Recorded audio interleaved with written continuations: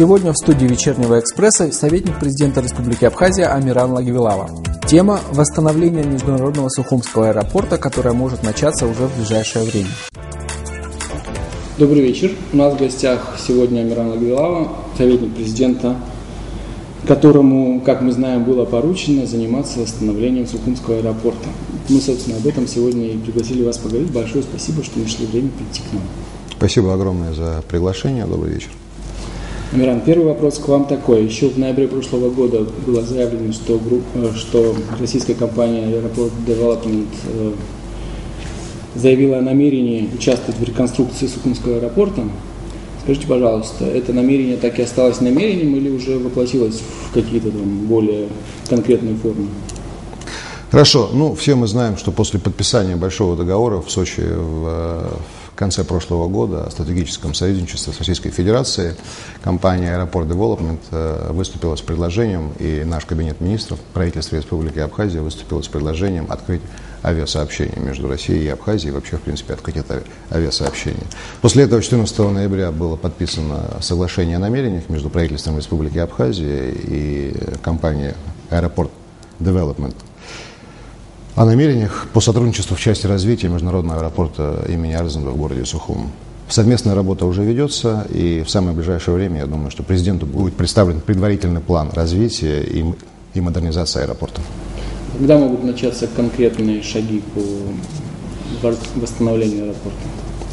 Для того, чтобы начать восстановление аэропорта, нужно прежде всего договориться.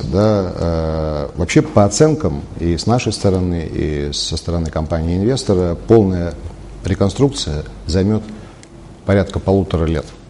А его открытие по временной схеме, в принципе, может состояться уже и в конце этого года. В конце этого года? Да, по временной схеме. И как эта схема будет выглядеть временная? Вы знаете, у нас самая главная проблема, то, что нужно сделать, это нужно решить вопрос с аэронавигационным оборудованием, со светом. Что уже может в конце этого года что-то летать? Да, безусловно. Так. Мы уже можем полететь, да. В конце этого года. Гражданские рейсы? Да, безусловно. Да, безусловно. Гражданские рейсы, обычные рейсы, которые... Супер, это отличная новость, в общем. Скажите, а с какими-то российскими авиакомпаниями, я так понимаю, что это будет российская авиакомпания, да? Ведутся ли переговоры о возможных рейсах в Сухум?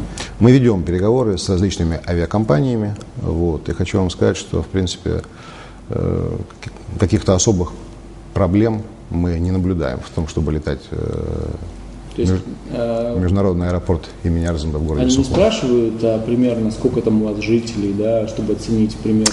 Вы знаете, по поводу жителей, у меня в руках нашими партнерами, потенциальными партнерами по реализации плана открытия нашего аэропорта, была заказана есть такая большая книга, целый такой талмуд, где полностью был составлен прогноз разлетов из международного аэропорта города Сухум до 2040 года.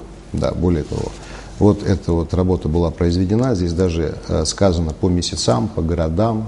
Согласно их изысканиям, потребность на 2015 год у нас уже 527 тысяч пассажиров.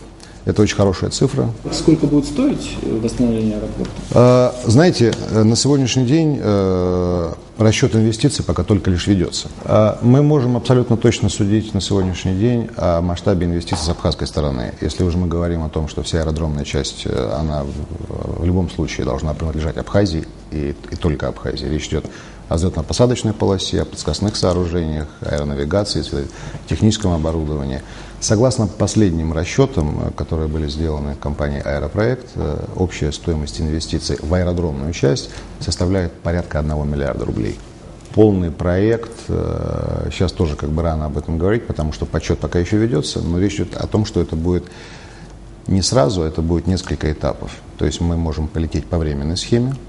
Это первый этап. Без терминала, да? Есть тут всевозможные варианты. У нас есть, как вы знаете, наше старое здание аэропорта отремонтированное и сделанное. Это одна часть. Плюс ко всему, если вы обращали внимание, в аэропорту города Сочи есть такой сборно-разборный терминал, который был привезен и установлен там на время Олимпийских игр. Не исключается вариант, что мы этот терминал можем перевести в Сухум и как бы собрать его здесь. Да. Это вот как бы и будет такая временная схема.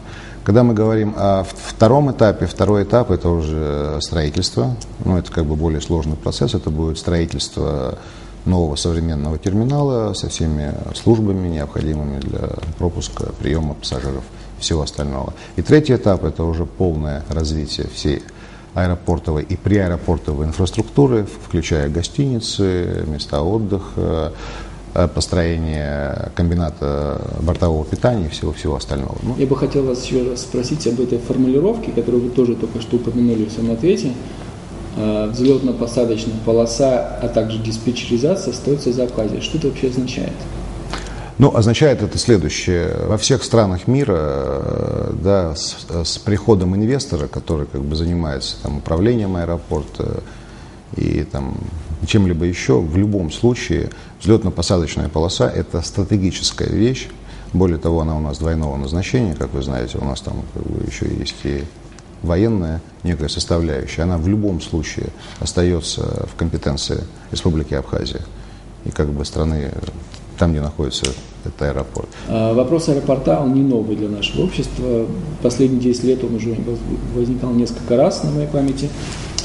И последние годы, прошлые годы, весьма распространенным аргументом в пользу невозможности запустить Сухумский аэропорт было утверждение, что якобы международные агентства запрещают нашим судам подниматься в воздух с нашего аэропорта. Но на последней пресс-конференции своей, на первой, инаугурационной пресс-конференции, президент Рауль Хаджимба заявил, что это не совсем так, намекнул, что это не совсем так. Могли бы вы пояснить, в чем, собственно, там было дело? На самом деле президент полностью прав. Хочу вам сказать следующее. ИКАО в принципе не обладает правом открытия, закрытия, сертификации аэропортов и аэродромов. Да, это функция государства. Давайте вот как бы эти вещи будем разделять. Это функция государства, на территории которого находится аэропорт.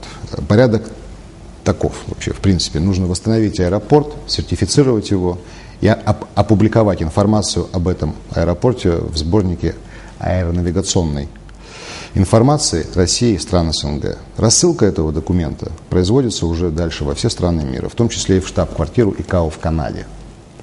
За достоверность публикации такого рода информации уже как бы несет ответственность само государство, которое этим занимается.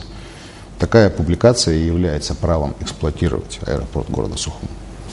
Вы прогнозируете какую-нибудь реакцию со стороны Грузии, если вдруг аэропорт запустится? И может ли Грузия как-то повлиять на международное сообщество или вообще поставить? Вы знаете, каждое государство вольно как бы делать заявление, исходя из как бы собственной экономической, политической целесообразности. Безусловно, мы уверены в том, что в случае открытия нашего аэропорта Республика Грузия сделает ряд заявлений, более того, она, наверное, закидает всякими разными жалобами и нотами протеста всевозможных государств и международных организаций. Безусловно, мы это планируем и мы это прогнозируем. Да? Вы знаете, фактически у них как бы немного возможностей как бы нам помешать на самом деле. То есть мы суверенное государство, признанное большим нашим стратегическим партнером, поэтому я не вижу в этом проблем. Мы даже себе и представить не можем, какой точкой роста может выступить наш международный аэропорт имени Арзумда Бабушара. Хорошо. Последний вопрос такой, чтобы как-то подытожить. Да? Вот вы говорили о том, что документы, с которых, собственно, начнется восстановление аэропорта, будут в ближайшее время представлены президенту. Когда в следующий раз мы можем вас позвать и спросить, собственно, об итогах хотя бы первого этапа работы над восстановлением аэропорта? Я бы не стал как бы загадывать какие-то конкретные сроки, но я думаю, что в течение месяца мы обязательно что-то услышим об этой теме, как бы всех нас интересующей. Амиран, еще раз большое спасибо, что пришли к нам в студию. У нас в гостях был Амиран Лагвилава, советник президента Республики Абхазия.